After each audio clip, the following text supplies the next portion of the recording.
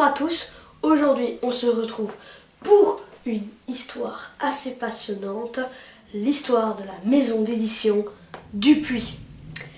Tout le monde connaît Gaston Lagaffe, Boule et Bill, les Schtroumpfs, Lucky Luke. Ces BD ont un point commun. Ce point commun, c'est tout simplement leur maison d'édition. En effet, elles ont toutes commencé chez le même éditeur, la maison d'édition Dupuis. Je vous propose dans cette vidéo de découvrir l'histoire de la maison d'édition qui a tout simplement mis la BD franco-belge comme le premium de la BD. Notre histoire commence avec un personnage, Jean Dupuis. C'est lui qui va créer la maison d'édition en 1898 chez lui à Marcinelle. Et de base, c'était pas du tout une maison d'édition. En effet, c'était une imprimerie.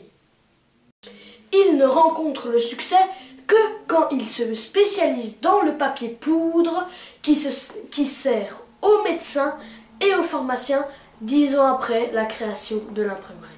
Mais malheureusement, en 1914, l'imprimerie se fait ravager par un incendie. Et après sa reconstruction, malheureusement, c'est les Allemands qui vont la réquisitionner comme les plupart d'imprimeries qui servaient pour la propagande et tout ça. Il imprime donc avec les autorités épiscopales de Tournai. Donc en gros, pour ceux qui ne savent pas ce que ça veut dire, épiscopal, c'est tout ce qui est par rapport avec l'évêque, tout ce qui a à voir avec l'évêque. Et donc, avec les autorités épiscopales, il va imprimer le foyer et le roman. Mais malheureusement, ça ne marchera pas.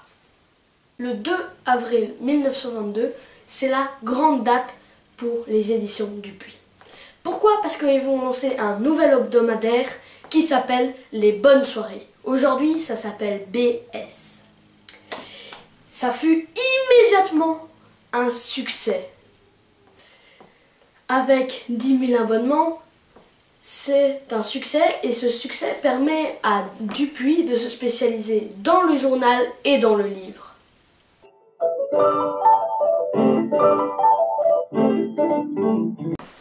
En 1924, Dupuis lance un nouvel hebdomadaire, Le Moustique, qui est un journal de programme radio qui fut lui aussi un grand succès.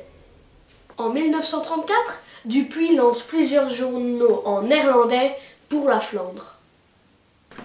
C'est ainsi que naît Humo Radio, qui est l'équivalent du Moustique mais en néerlandais, et de Hard Vrienden, qui s'appelle maintenant Mimo.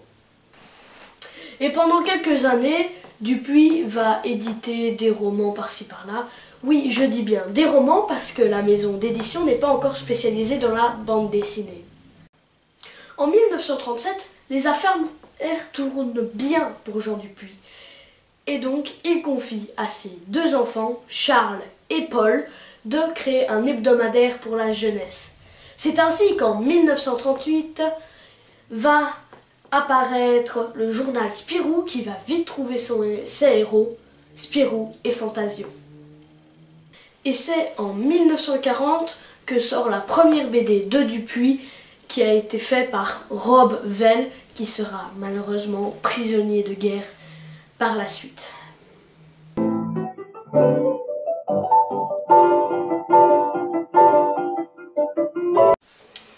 « 1946 est une année phare pour Dupuis pour deux raisons. La première, c'est l'arrivée de Franquin dans la rédaction de Spirou.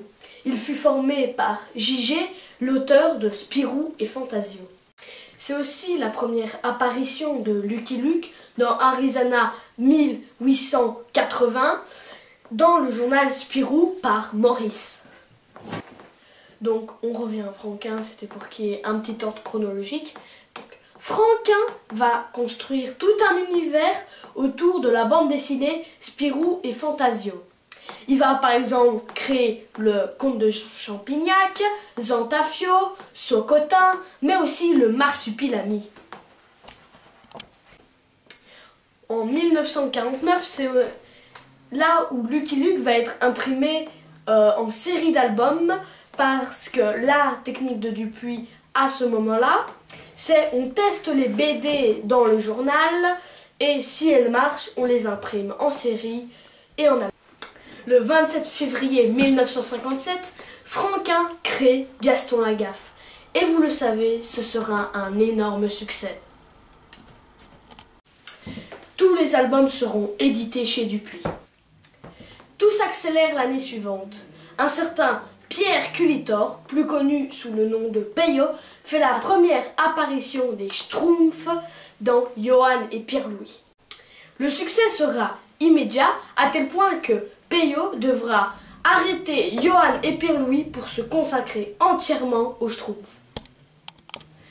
Les 13 premiers albums des Schtroumpfs seront édités chez Dupuis.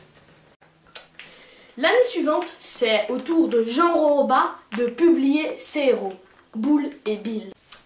Boule et Bill, comme les BD précédentes, sont les plus grands succès de la BD du monde francophone, avec plus de 25 millions d'albums vendus pour Boule et Bill.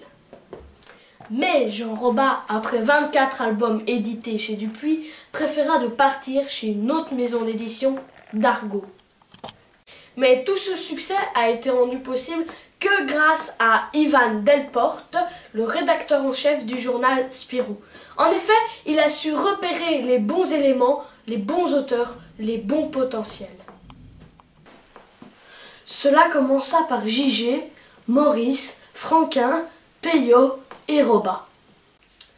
Début des années 60, un grand nom se rajoute au groupe.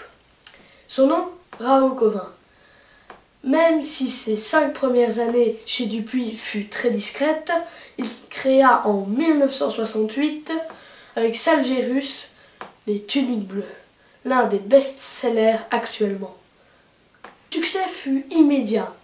Le scénariste ne va pas s'arrêter en si bon chemin, en créant par la suite Samy et dans les années 90, plein de BD qu'on connaît actuellement, tels que L'Agent 212, Cédric, Les Femmes en Blanc, Les Psys, Pierre Tombal et j'en passe.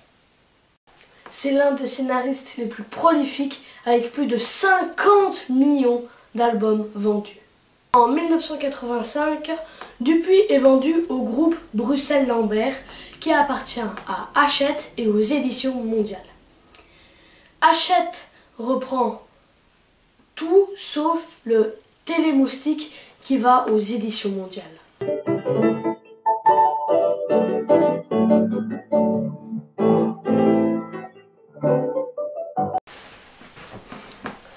Peyo est le premier à partir du groupe en 1992 à l'âge de 64 ans.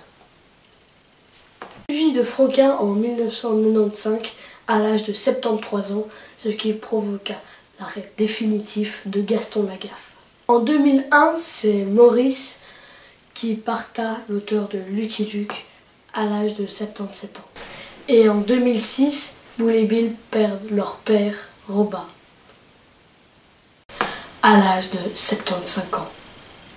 Avec la perte de ces éléments précieux, la concurrence pour Dupuis sera de plus en plus effrénée, jusqu'à en 2004 où les grandes maisons d'édition, Dargaud, Le Lombard, etc., créa Média Participation. Évidemment, Dupuis en fait partie.